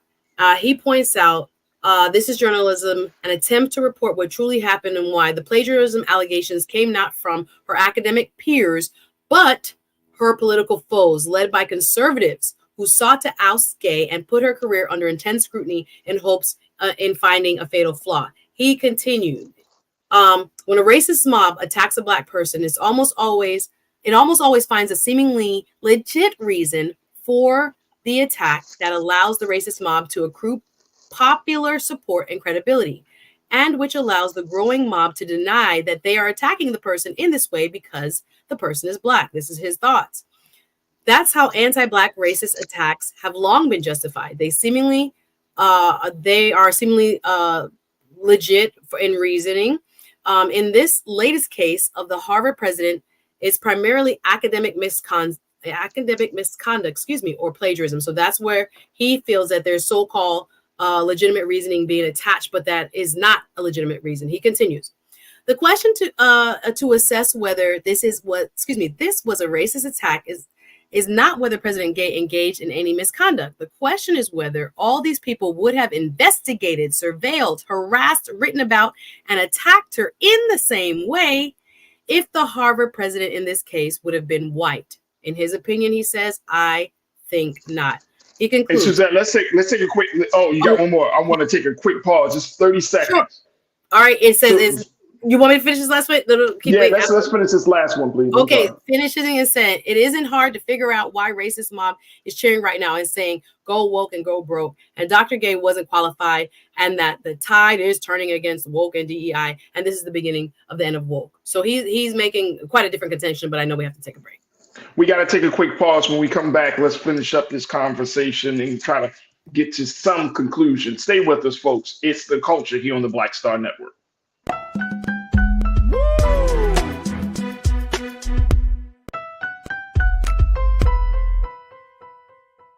We wish to plead our own cause. Too long have others spoken for us. This is an opportunity for us to be able to speak to our issues. Y'all better understand something real quick. We ain't going nowhere. It is a continual battle that we see all across this country. Revolution will not be televised. The revolution will be streamed. All momentum we have now, we have to keep this going. He makes sure that our stories are told. Roland Martin's doing this every day. You can't be Black-owned media.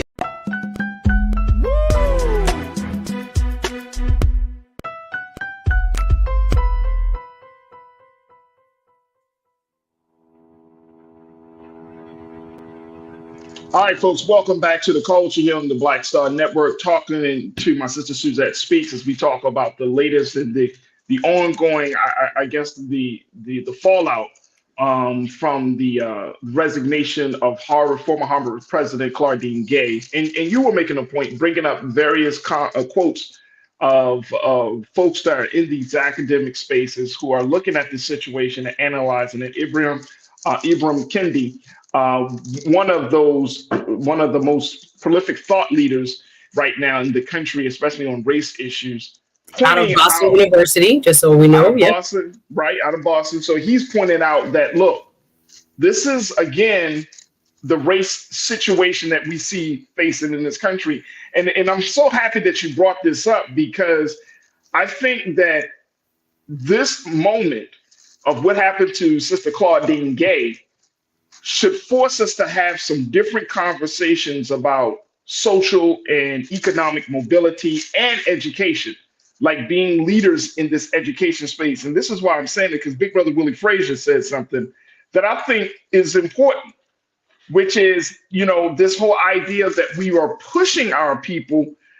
He said, so at this point, this is Willie Frazier. He said, so at this point, wanting these prestigious positions in the social structure shouldn't be our goal, but building our own so that we can be insulated from the gaze of white supremacy and racism.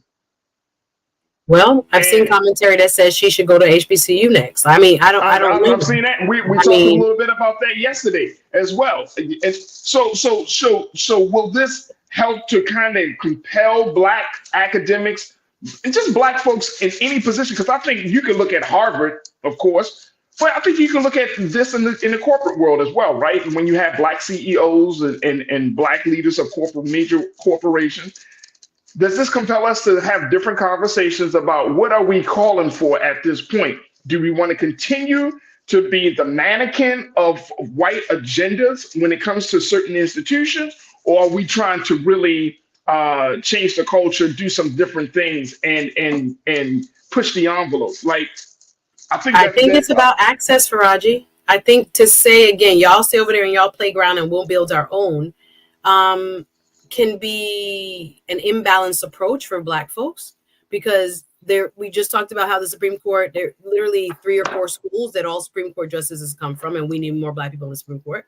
We can talk about the influence in several different industries and how from these elite schools, there is a kind of pipeline that is perpetuated by those who've gone to them.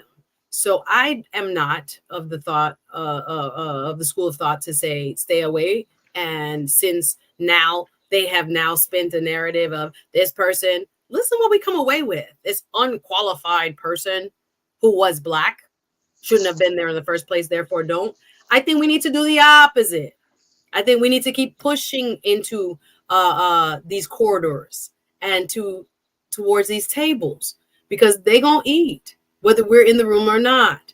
And for those Black students who are on campus and the alumni and the future alumni to come, we need advocates who also have access. So for me, it's not a turn your back and go along, because those halls of power are just that. They are very powerful.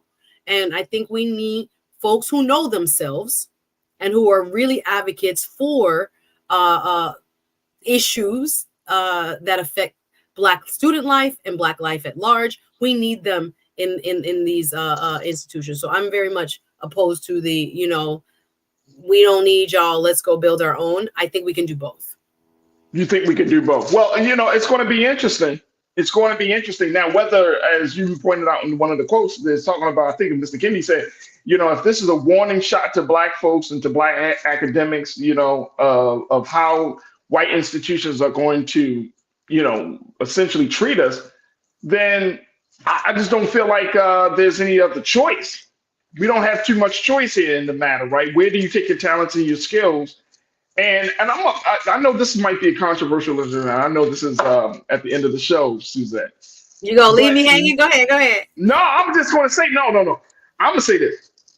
Nobody expected Hamas to attack Israel on October 7th.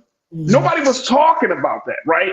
So if that moment did not happen, would she still be at Harvard?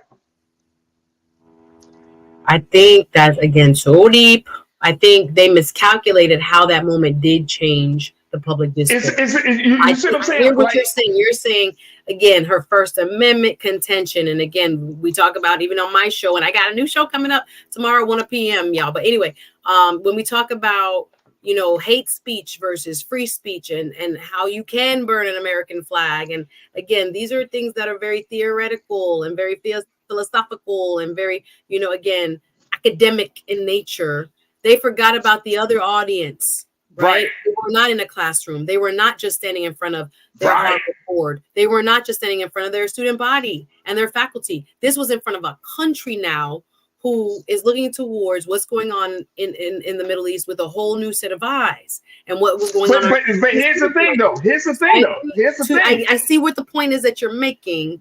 Who knows? But I hear what you're saying, because we live in a different the outcome has been impacted by that conflict. And very quickly, this country, we are so reactionary in terms of when a situation goes down, we have a first response, and then we don't think about it, right? So everybody, like even with the George Floyd killing, you know what I'm saying? Everybody jumps the bandwagon, up. You know, you got companies and everybody's pledging to change and racial justice and everything. But I'm talking about if we don't think things through in this country. I'm saying as a collective, I'm not talking about just black folks. I'm saying our culture is we respond first and then nobody thinks about the follow-up. We're not thinking things through enough to say, you know what, we may need to slow down this train. Because now everybody's talking about, oh, this thing about anti-Semitism and everything. And you have the Jewish community in this country that's feeling like they're being victimized. And then you have, other folks who are like, no, this is a problem. But no one, if that was a moment of uncertainty, hell, the president didn't even know how to handle the situation. And so it's so quick, like we're in this country, we want to blame people so quick. And Stefanik, the representative who was grilling Claudine Gay, she just acted as if like, wait a minute, hold on, lady. Once you slow down a little bit and try to think through this moment, because it's not a situation where you can just, let me get rid of this person and then it's all is well. It's not that type of situation. This is a conflict that's been happening for decades. And now it's like, oh, people losing jobs, people can't speak out. It just feels like this is just a Band-Aid approach to a gashing wound instead of somebody saying, let's slow this thing down. Let's have some different conversations about where we are in this country. Why are people so upset? Why is there a rising tide against Jewish people in light of this tragedy? No, we're not having those type of conflicts. We just want to jump in and, oh, you need to get fired. You talking about Jewish people, you got to get fired. You got to get canceled. And it's like, wait a minute, slow this thing down a little bit. Let's figure this thing out. If this is really about human rights, if this is really about, peace in the Middle East and peace in this country, slow it down. Let's have some different conversations. And unfortunately, Claudine Gay was a casualty of that, right?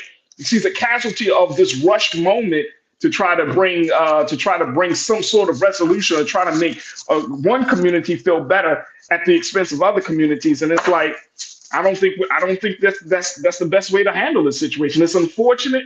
She may not get a job back or any other place. I don't know, but it's just, I'm looking at the underlying things that surround this whole moment. So it's very, very interesting how this thing is going to play out. Suzette, I can't even respond. We're out of time. I appreciate y'all. Thank you, guys. I appreciate you, Suzette. All right, so you got a new show that's coming out. Yeah, we relaunching. Hey, relaunching for the new year. You can catch me Thursday, 1 p.m. Eastern, Friday, 1 p.m. Eastern, Saturdays around 12 noon. Not this Saturday, but the following one. We're back with new shows, so I'm really excited. Kind of breathing new life into the Suzette Speak show. So will you please come over and subscribe, right? I appreciate everybody who's already come over to subscribe, but really appreciate y'all support. Always a joy to be here and trying to understand these issues a little bit better alongside each and every one of you. Thank you to everybody in the chat. Shout out to my people. Thank you. And always a pleasure. Thank you, Farajii, for what you do. Hey, thank you, Suzette. Make sure y'all follow her on all social media platforms. The great Suzette Speaks. Always here joining us on Wednesdays here on The Culture. And also make sure y'all support her on her own show. Brand new season coming out. So we got to support. Thank you, Suzette, for being so good for the culture. Yeah. All right, peace. All right, folks, that's going to do it for us. I thank each and every one of you. We got some new watchers that checked in on the chat, on the YouTube chat, on the X chat, as well as on our Facebook chat. So welcome to The Culture. And we truly appreciate it. Go to our website today at blackstarnetwork.com. Download the app, follow us on social media, and continue to financially support us as we do this great work of carving a space to have these important conversations about Black America in the digital media. So again, join us on blackstarnetwork.com. Stay tuned. Up next is Roland Martin, Eastern Time. But as always, never be afraid to challenge what's wrong. Stand for what's right while being yourself in the process. God willing, we will talk tomorrow with another set of great conversations and more discussion about the culture right here, only here, exclusively here on the Black Star Network. Talk to you soon. Peace.